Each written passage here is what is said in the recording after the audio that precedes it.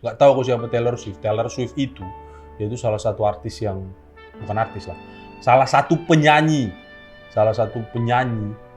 Amerika memang. Sayangkali Indonesia belum punya yang sekaliber dia. Penyanyi dengan jumlah fans yang di atas 200 juta. Bahkan sekelas Katy Perry kalah sama Taylor Swift. Ini aku lagi ngebukain. Kalau Katy Perry itu jumlah fansnya itu 207 juta. Berarti satu Indonesia lah sana ya. Satu Indonesia kecuali opung-opung itulah 200 juta. Taylor Swift 282 juta. Katy Perry ini nggak usah konser. Dibikinnya aja satu akun Kita Bisa, dimintanya 1.000 perak aja. 1.000 perak dari 282 juta itu udah punya uang di 282 miliar. Nggak usah.